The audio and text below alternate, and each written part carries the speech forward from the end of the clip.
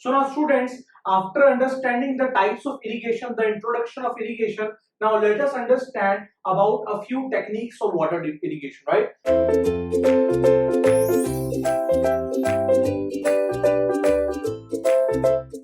But before starting this, the techniques of water irrigation, let me also tell you that this is also important. This has also been asked in many examinations. That is the types of irrigation projects, right? This is types of irrigation projects. So we have three types. First is the mega irrigation projects or the major irrigation projects, right? These irrigation projects are those projects which are conducted over a land of more than 10,000 hectares. Clear? And 1,000 hectare, I have already told you this, 1 kilometer square, right? Now, the medium engineering projects are those projects in which the area to be irrigated is in between 2,000 to 10,000 hectares. And the small or the minor engineering projects are those projects in which the irrigation area should be less than 2,000 hectares, right? So this question has also been asked in some small state examinations. So that is why I have written that also.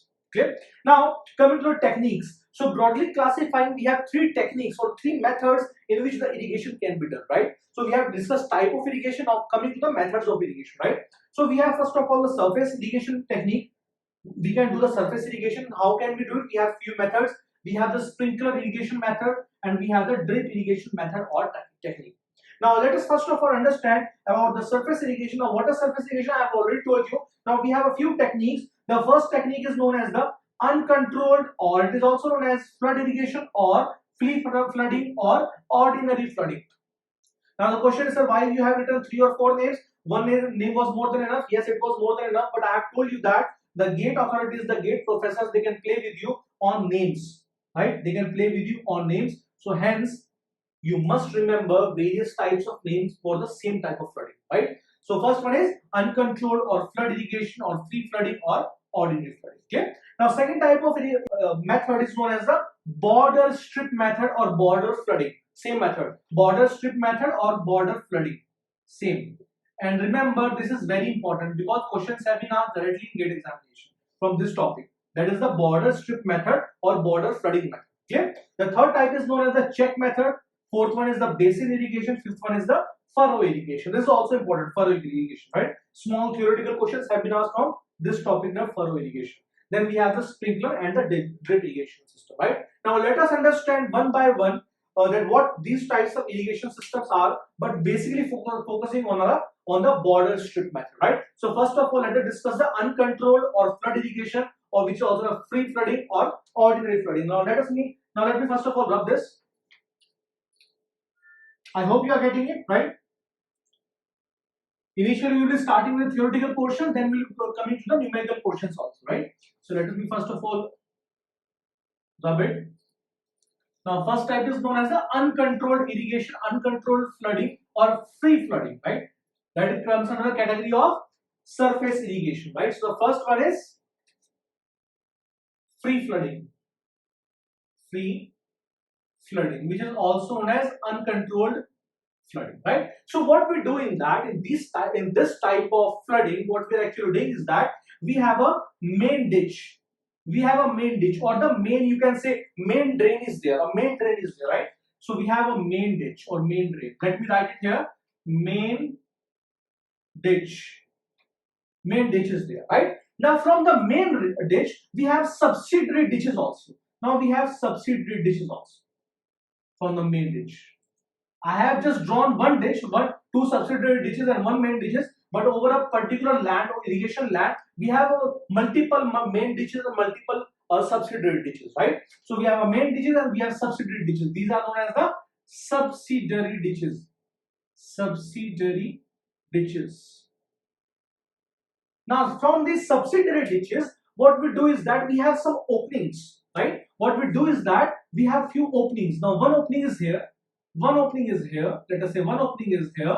One opening is here. Similarly, subsidiary ditches, we have one opening is here. And let us say we have one opening here, one opening here, and one opening here, and so on. So what is happening when water will be coming?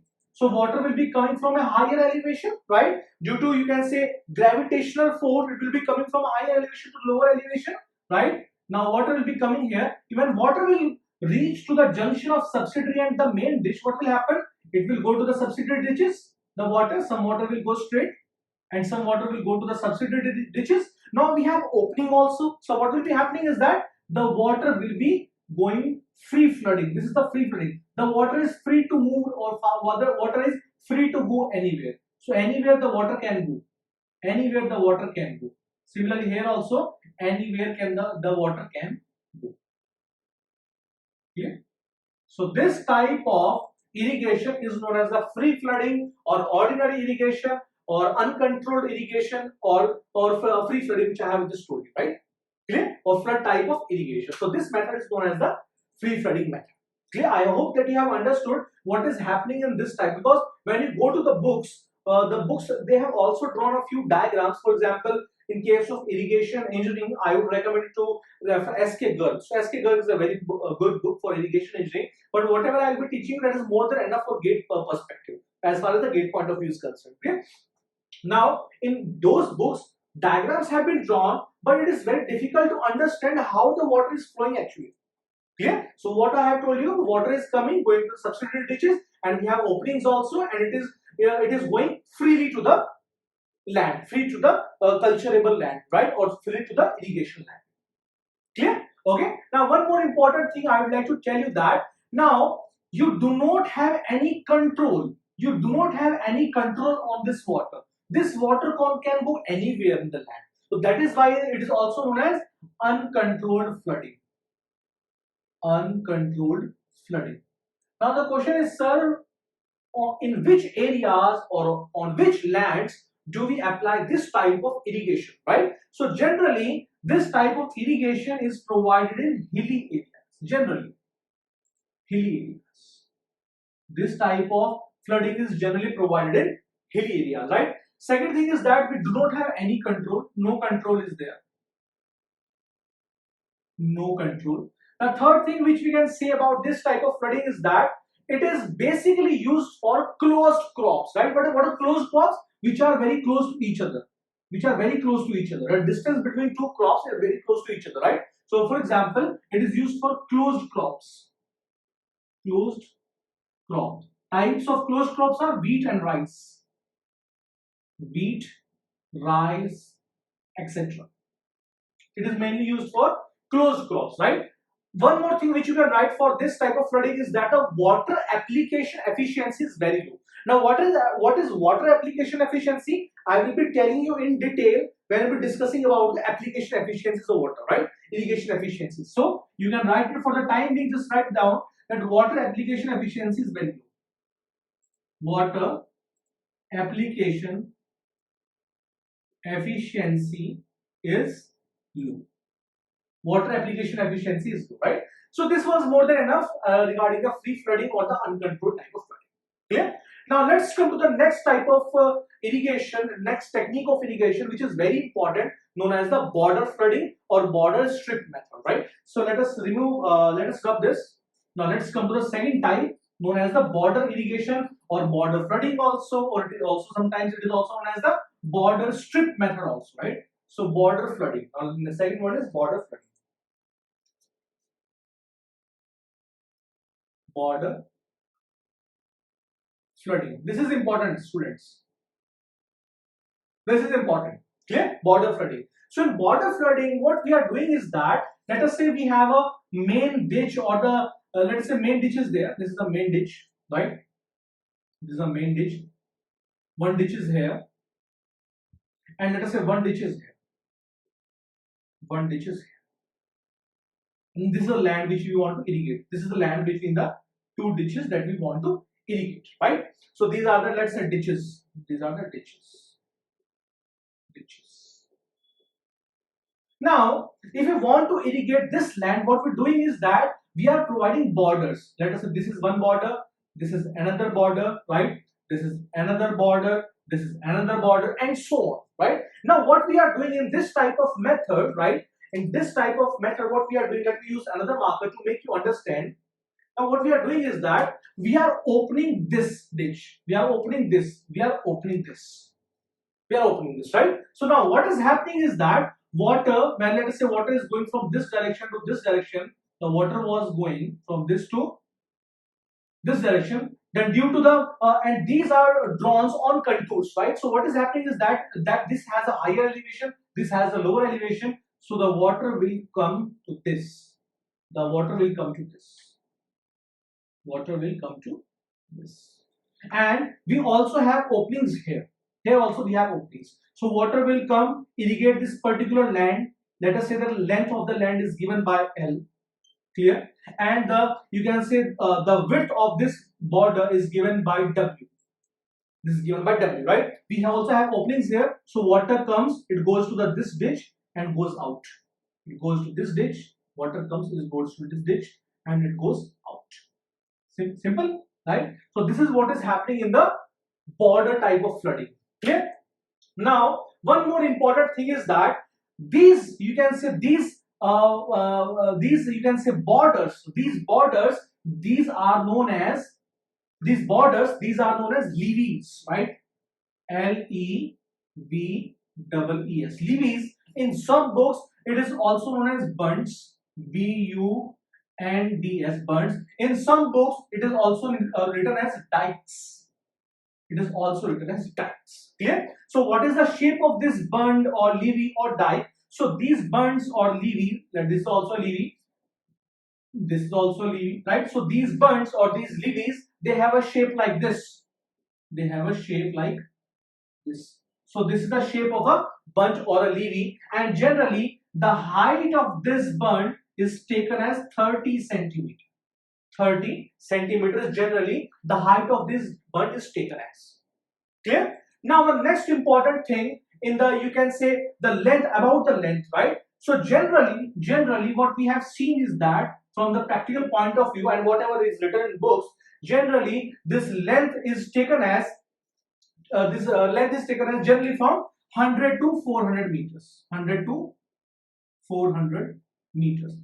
Now talking about the width of this border, right? The width of this border is generally taken from 10 to 20 meters. 10 to 20 meters is generally the width of this border. So the question is, sir, is this important? As far as the GATE point of view is concerned, this is not that much important, because I have already told you that in GATE examination, the professors of IITs, they are mainly focusing on the application part or the analytical part, right? They are not focusing on the remembering part. But few, if suppose some theoretical question comes, this is important, because these questions have already been asked in ESC examination, state level examination, whatever I have told you, right? So they have also asked about the depth of the bunds, right? They have also asked what are bunds or what are levees or what are dikes, right? Sometimes dikes are also asked, sometimes the length is also asked, sometimes the width has also been asked, right? So whatever has been asked, I have written each and everything. Okay?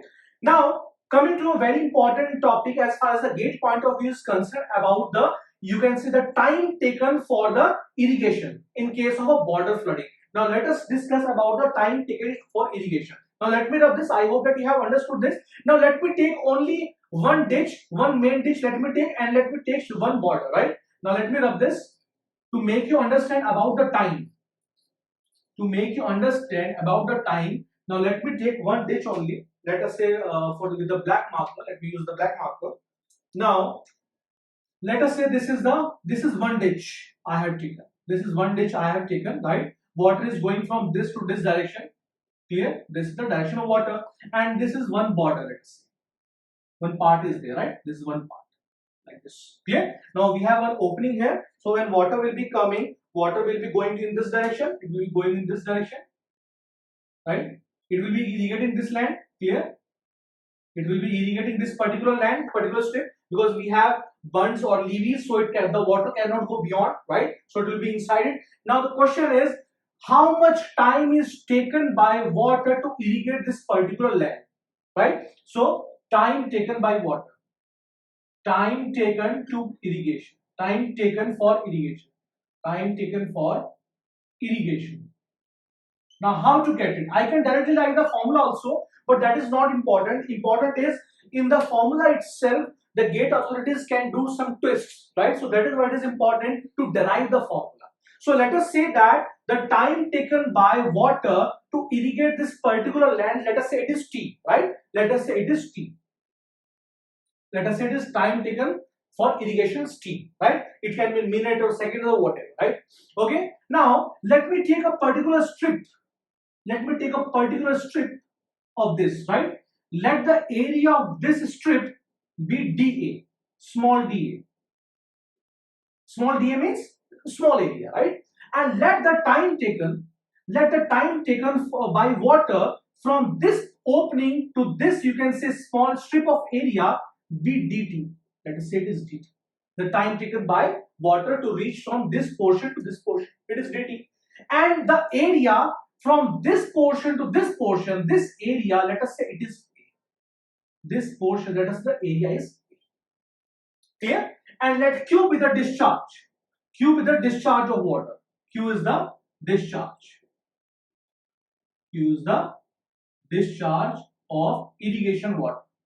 Irrigation water in main ditch. In main ditch. This is your main ditch. For main ditch, I am writing MD. Main ditch is MD. Clear? Okay. Now just compare the units, you will get the answer, right? Now what will be QDT? What will be QDT? Now what is the unit of discharge? Meter cube per second, or means volume per unit time. If I multiply discharge with time, what will I get? I will get volume. So QDT will be equal to the volume of water.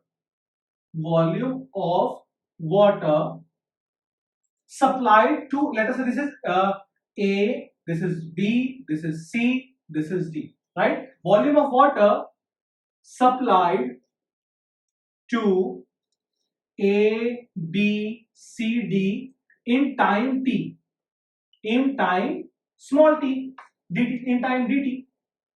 That will be the volume of water that has been supplied to this particular area in time dt. Simple, right?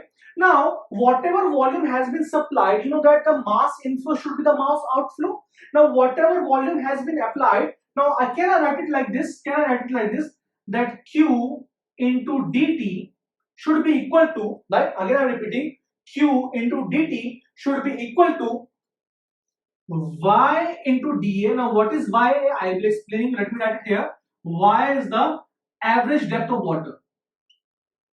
Y is the average depth of water.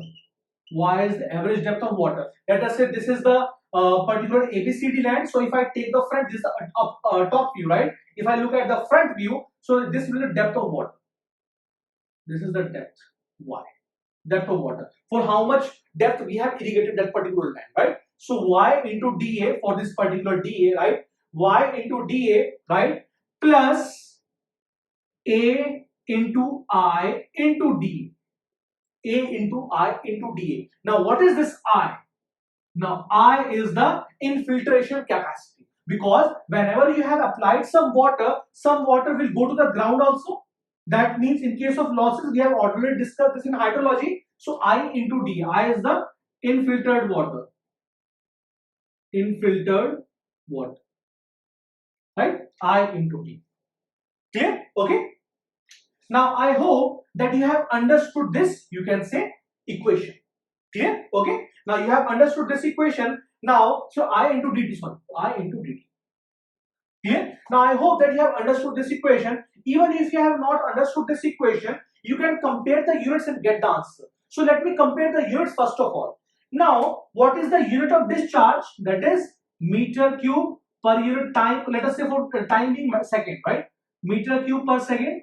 Unit of time, second. Second got cancelled out. We have got meter cube. It should be equal to, what is the unit of depth? That is meter. What is the unit of area? That is meter square. That is meter cube. Plus, what is the unit of area? That is meter square. What is the unit of infiltration? It is in meters per hour, or means distance divided by time, or meters per second, whatever, into meters per second, and into what is dt? Dt is in seconds. So second got cancelled out. Meter cube, and meter cube. So by this also you can make this equation. Clear? Okay. So let me rub this, because whatever water is coming, Now, some water will be there in the form of, you can say, depth of irrigation, and some will be infiltered, right? Infiltration will take place. So the total water will be, the outflow will be equal to inflow. I can say inflow will be equal to outflow. Simple. Now let me rearrange this, right? Now if I rearrange this equation, can I get it like this? Can I get it that q dt, q into dt minus, can I take it here, a into I into dt is equals to y into dA. Not a problem, not a problem at all, right? Now what can I do is that, let me take dt common. Let me take dt common. So if I take dt common, so let me put it here. If I take dt common, what will I get? I will be getting q minus ai. So let me take q minus ai to the denominator. It will be equal to y into dA divided by q minus ai. Simple, not an issue. Clear? Now what can I do is that, can I integrate it? Can I integrate time dt as well as the area, because I have to get the value for the whole area. Here, if I integrate it, what will I be getting? Now let me do it like this. Yeah, if I integrate it, on left hand side I'll be getting time. On right hand side, if I take I common, and it will be, we will be left with q by I minus a or whatever, right? Or you can do it like this, take y common, because y will be constant or average depth, take y common. So y, if I take common, integration of dA divided by q minus ai, right? Okay, now what it will be equal to? It will be equal to integration of 1 upon 1 minus x dx. How much it is? It is ln of x, right? Ln of x divided by the differentiation of this part, right? So it will be equal to, time will be equal to y. Now ln of how much it will be? Q minus ai, ln of q minus ai, right? Divided by differentiation of ai minus ai. Differentiation of minus ai will be equal to minus I, right? Divided by minus I. So this will be the time period, and plus one constant also. Plus one constant will also be there, that is c. I hope that you remember your class 12 mathematics integration and differentiation. Clear? Or the engineering mathematics integration differentiation. Clear? Now the question is how to determine this c. So can I write it like this, that at t is equals to 0, it means that at the point just the water is just coming out of this, you can say, opening, area irrigated will be equal to 0. Simple, no issues. So if I put t is equals to 0 and a is equals to 0, so I will be getting c is equals to, this will come to this side, y divided by a ln of q, y divided by a ln of q. This is equation number 2, this is equation number 1. So let me put the value of constant c in equation number 1. So let me see what I'll be getting. So let me rub this. I hope you are getting it, right? So let me rub this, because this is important. You can directly run the formula also, but what I think is that the GATE professors or the IIT professors, they can do some twist with the different, with the you can say derivation portion, right? They can do some any trick they can do, right? Okay, so now what can it be? Or they can also ask you this question, also they can ask you this term they can also ask you. So you should know how it has been derived, right? So let me put c here. So if I put c here, can I get it like this, that t will be equal to minus y by I. This is ln of q minus ai, that is bracket also, ln of q minus ai, and this c is equals to y by I, that is plus y by I ln of q, Now what is log m minus log n? It is log m by n, simple, right? So can I write it like this? If I take y by I common, it will become equal to ln of q plus ln of q minus ai, or I can also write it like this, q divided by q minus ai. Simple, right? Now this is ln. If you want to convert a natural logarithm into log base 10, what we do is that we multiply it with 2.303. Simple, right? So it will be equal to, or I can also write it like that, t time period is equals to 2.303 y divided by I log base 10 Q divided by Q minus AI. And dear students, this is very important equation. Let me give this equation 2 or 3 stars or whatever. So this equation is very important. Sorry. Either you can directly learn this equation, very good. If you can't learn this equation, you should know how it has been derived. Very important, because questions have been asked in GATE examination directly from this equation. That the time required for the irrigating let's say 5 hectares of land, and the infiltration rate is also given to you, discharge is also given to you, then what it will the time required. Clear? Now if you do some, you can say twist with this equation. Now if you do some twist with this equation, what can you get? You can get it like this. The A max, if you want to determine from this equation, take I this side, I into T, 2.303 divided by Y. So 2.303 into Y, and I will be a constant term, and 10 raised to the power X, because let us say that the constant is X. So 10 raised to the power X, you will be getting some value of A, right? So A will be equal to A maximum, that the maximum area irrigated will be equal to discharge divided by the infiltration. Simple. This is also very, very important. I'm not going in that derivation, how this has been derived, but this is also important, because that is not important how it has been derived, but what the conclusion is, that is important. That the maximum area irrigated will be equal to discharge divided by the infiltration. Clear? Okay. So I hope that you have understood the classification of border flooding. What is border flooding and what are the various formula of border flooding? We will be solving some numericals also on the basis of this. Okay. Now let's move to the next type of flooding. After border flooding, we have the check flooding. So let me rub this. These two equations are important, very important. Clear? So let me rub this, and let's come to the next type of flooding, that is known as the check flooding. So let me rub this. I hope you are getting it. This is very important. And keep practicing, okay? So keep practicing, then only you will get a very good rank. So keep practicing. The third type of flooding is known as check flooding. Check flooding. So as from the name, it is clear the flood is it is actually checked. So how it is checked? Now this is the, you can say, main ditch. Clear? Now this is the main ditch, and from the main ditch we also have a field. You can say field canal is also there. A field canal also known as the FC, right? So field canal is also there. Then again we have a main ditch. This is also main ditch known as MD. MD. This is the field canal. Field canal I am writing with FC. FC is field canal, right? So water is coming, and we have divided this particular irrigation land into, let us say, 4 zones, right? This is the bunds, right? This is zone number 1. This is zone number 2. This is zone number 3. Zone number 4. And same, we are also having the many zones in the irrigation land. So what we are doing is that, first of all, we are opening this. If we will open this, then this will be, you can say, irrigated. This particular land will be irrigated. Then we will close this. What then we'll do? We'll open this. It will get irrigated. Then again we'll close this. We'll open this. It will get irrigated. We'll close this. We open this. It will get irrigated. Then we close it. So that is how we are doing this type of, you can say, irrigation. This type of irrigation is known as check flooding. So we are checking it.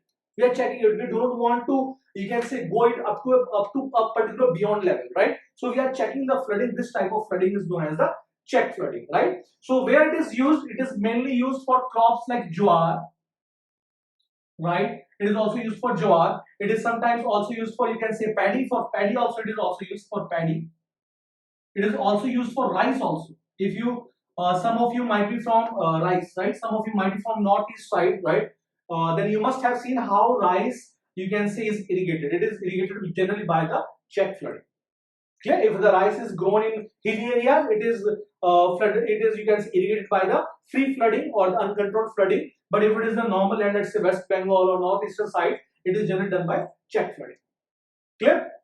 Now, the next type of flooding is known. The next type of irrigation is known as the basin flooding. Basin irrigation or basin flooding. Basin flooding. Right? It is a special type of check flooding. It is a special type of check flooding. So in basic flooding, what we are doing is that, let us say this is the main canal, the field canal. Then we have the subsidiary canals. This is the main canal. This is the main canal. There is the subsidiary canals, right?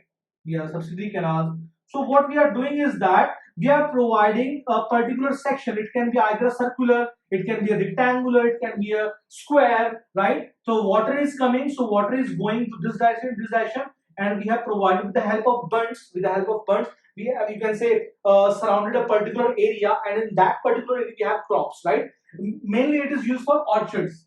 Mainly it is used for orchards or fruits, etc.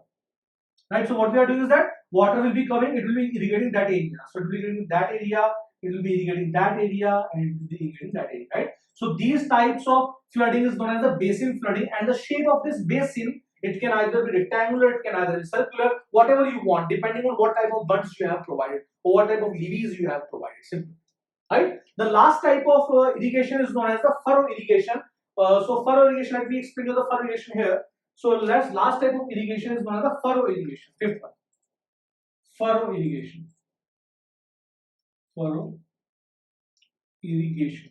So this is also important. Now in furrow irrigation, what we are actually doing is that we have furrows. Furrows means, let us say that we have a higher land here, then we dig some furrows, and we have a higher land here. On this higher land we have crops. It can be a vegetable, it can be a sugar cane or whatever, right? And we have up to this mark, we have the water level.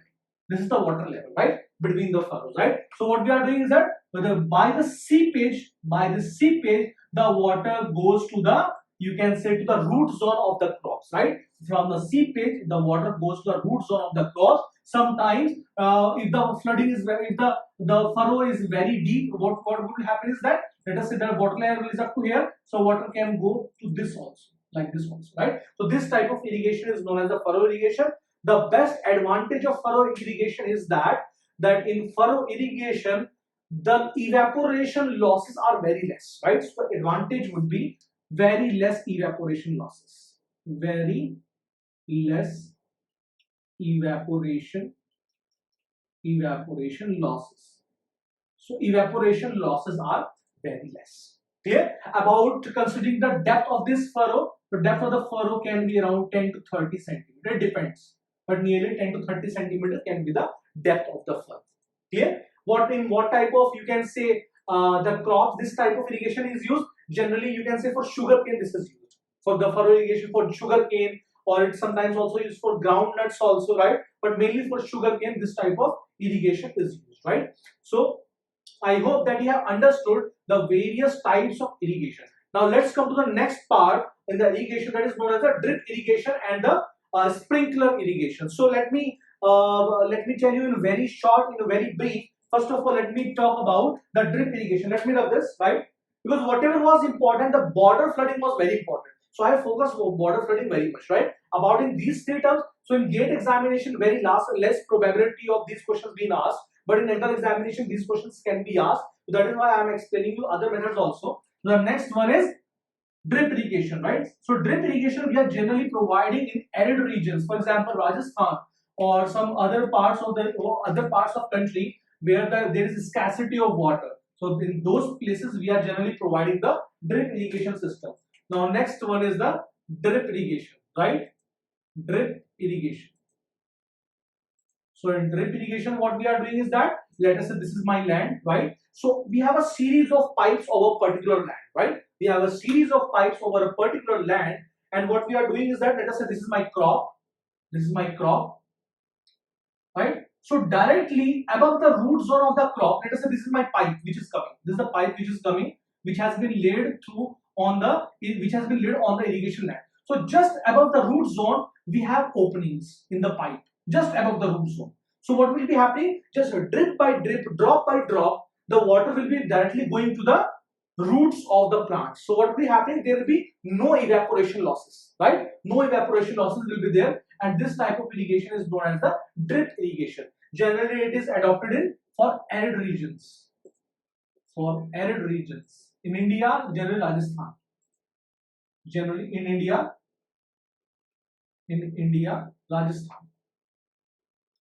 So this type of irrigation is generally done, right? But this type of irrigation is also very costly also, right? So we also have another type of irrigation. Third one is sprinkler irrigation. Sprinkler irrigation, and sprinkler irrigation is a type of overhead irrigation. Clear? You can also classify irrigation into two types. Earlier we classified irrigation into three types. We have the surface irrigation, subsurface irrigation, and we had the overhead irrigation. But you can also classify irrigation into two types. One is the pressurized irrigation, and there is the non-pressurized irrigation. Because in drip irrigation and sprinkler irrigation, water comes with pressure. So in pressurized irrigation, we have the drip irrigation and sprinkler irrigation, and unpressurized irrigation, whatever we have studied till now, it was an unpressurized irrigation, right? Okay, so this can also be done. So in sprinkler irrigation, what is there? Let us say this is a particular land. We have crops here. On land we have crops. So a series of network or a network of pipes is there. Then we have the like this. We have sprinkles like this. We have sprinkles. We have nozzle system. We have sprinkles. So it sprinkles water. So sprinkles water on the ground, right? It sprinkles water on the ground, and this type of irrigation is known as the sprinkler irrigation, right? What is the disadvantage of sprinkler irrigation? There are mainly two disadvantages. For example, you have pipes. So if you can say the water quality is very poor, if the water is very turbid, these pipes can get choked, right? So what we have to do is that we have to routinely we have to clean the pipes. So this is the basic disadvantage. Second is that it requires a lot of initial capital, right? This is also a disadvantage. Another disadvantage would be, now this is the water which is getting sprinkled on the ground. So the corner areas where the sprinkle cannot reach, so these areas get they do not get proper irrigation, they do not get proper water. So this is the basic disadvantage of sprinkler irrigation. Clear? So I hope that you have understood the types of irrigation, the methods of irrigation, how the techniques of irrigation, how irrigation actually done, right? But the most important was border irrigation. Clear? So now let's move forward and solve a few numericals based on the techniques of irrigation. Thank you.